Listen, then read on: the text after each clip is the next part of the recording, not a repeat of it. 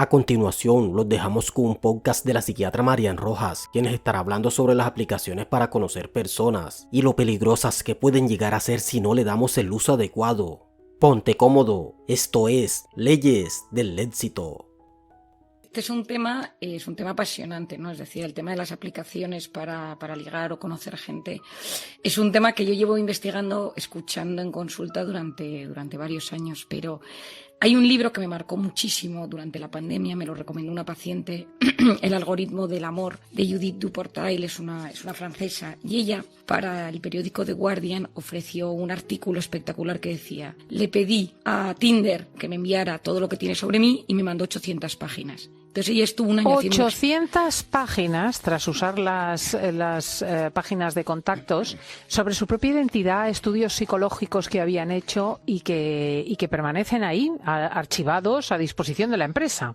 Bueno, es que ella dice, yo solo por ser usuaria de Tinder y utilizar Facebook, todos los matches, todo lo que elijo, todo lo que me gusta, me habían hecho un estudio detallado de cómo es mi forma de ser, qué tipo de hombre busco, cuáles son todas las cosas que le importan o le interesan. Es decir, Tinder incluso determinaba quién iba a aparecer en la aplicación, a quién terminaría conociendo, si existía la posibilidad de enamorarse de un perfil u otro. Entonces ella, a raíz de esto, saca un libro, que es un libro que se lee en un fin de semana, que te genera una enorme perturbación si eres una persona que eres usuaria de las redes sociales y ya no en redes de ligar, porque habla de varios conceptos que me parece muy importante, ¿no?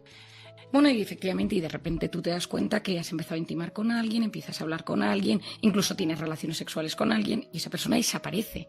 Y esto hace muchísimo daño porque somos sensibles, porque a veces... Esto en concreto no es una cosa excepcional. Esto es una práctica que se relata, está constituyéndose, por lo visto, ¿no?, en habitual. El utilizar a una persona, incluso acostarse con ella y después desaparecer.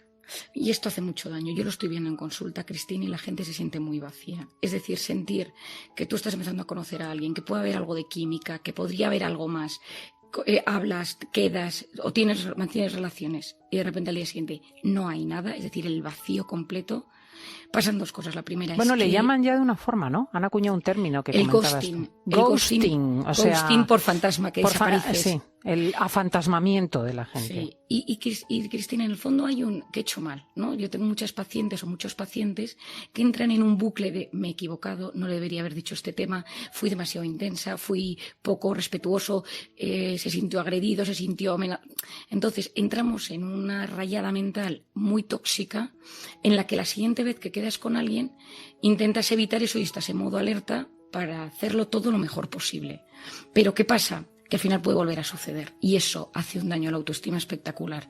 Gran parte del problema es que vivimos creando una identidad para que esto no nos suceda. Me decía Judith en su libro, me parece, que a veces le asusta pensar en la imagen que uno transmite a través de la imagen que genera en estas aplicaciones, porque lo que cuentas de ti está tan modernizado, tan personalizado, tan maqueado de lo que en verdad eres. ¿Sabes? O sea, es decir, que hay una lucha interna y luego hay un gran sufrimiento vital. ¿Por qué? Porque depende de lo que busques. Hay veces que buscas mejorar la autoestima, hay veces que lo que buscas es encontrar pareja, hay veces que buscas relaciones sexuales, hay veces que quieres huir de la soledad. A mí es una de las cosas que más me preocupa ahora en pandemia, que hay pocas maneras de conocer gente. Entonces, porque hay muchas menos actividades en común, hay muchas menos actividades en grupos, entonces llegas a Tinder y hay de todo. Hay gente con muy buenas intenciones y hay gente que le das igual y te cosifica.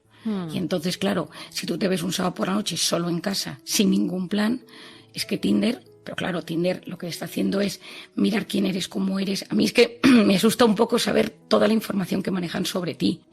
Efectivamente, al final esto te hace un daño porque tú tienes unas intenciones. Al final, el ser humano, en el fondo, hay algo dentro de nosotros que queremos sentirnos acompañados, queremos sentirnos con alguien. Puede ser tener pareja, formar una familia o tener relaciones sexuales porque a través de ello buscas esa gratificación, esa dopamina. Pero ¿qué pasa? Que Tinder genera chispazos de dopamina. Le he gustado, se ha sentido atraído por lo que he dicho, le interesó, le ha gustado mis fotos. Ten en cuenta que en un momento de la historia donde buscamos tener un respeto muy importante a la mujer, las aplicaciones solo se fijan en el físico. Esto para las mujeres es un drama, pero ya para los hombres, como me decía el otro día un paciente, me decía, Marian, es que me eligen por mi físico. Y dice, yo soy un chico muy interesante y divertido. Dice, pero físicamente soy un tío muy normal, tirando a feo. Entonces, claro, si a ti lo que te eligen es por una foto, es que sí que estamos cosificando a la sociedad. Es que estas aplicaciones, menos algunas muy específicas, la primera fachada es una fachada donde es tu físico. Entonces, ¿qué subes? Pues subes una foto donde resultes atractivo, no vas a subir la foto donde salgas más feo o más fea. Pero ¿qué pasa? Que dependiendo de lo que buscas, vas cambiando el tinte de la foto. Es decir, vas cambiando pues cómo es eso que transmites. Pero claro, eso genera al final que si no te han puesto like, es que no les gustas físicamente. Y por mucho que tengas una enorme seguridad en ti mismo, el no gustar a nadie, es decir, el notar que no gustas a nadie, pues al final te genera pues problemas de seguridad y de hecho se está demostrando que hay gente que cae en depresión.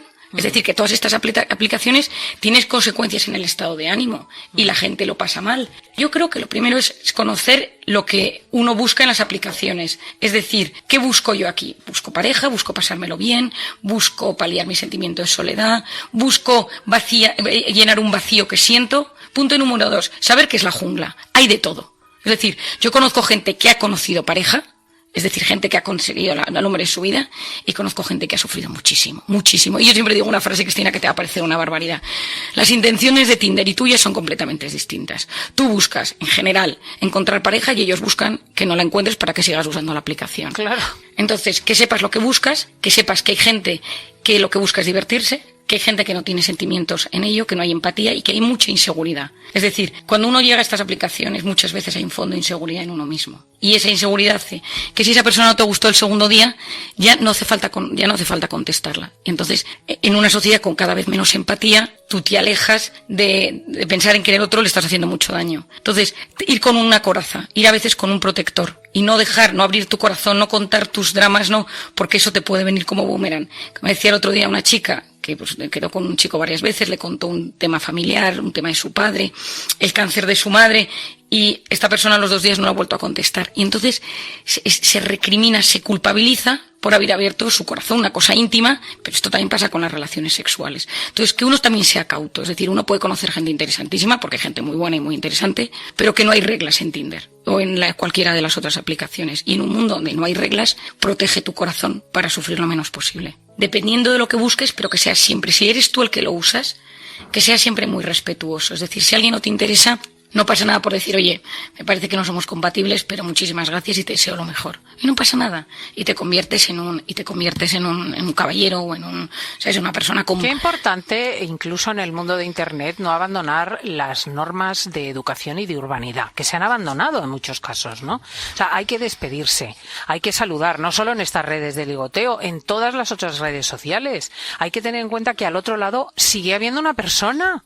Efectivamente, es que es una persona, no es un robot, no es por no verle, tienes la sensación de que, y como me decía también otra vez una paciente en consulta, me decía, ¿cómo te vas a fijar en uno cuando tienes a cientos escribiéndote? O sea, cientos de personas te están escribiendo, tienes abiertos cientos de chats. Yo siempre decía que si pudiera hablar con el CEO de Tinder, le recomendaría limitar a 3 conversaciones, que solo pudieras tener 3 conversaciones, porque indagarías mucho más, buscarías ver si esa persona vale la pena o no para ya despedirte de ella. Pero si tú tienes 100, es materialmente imposible que te centres en uno. Es curioso porque se organiza todo como una cadena de supermercado donde tienes muchas marcas de café, muchas marcas de azúcar, y entonces las personas se reducen a un producto y al usar y tirar.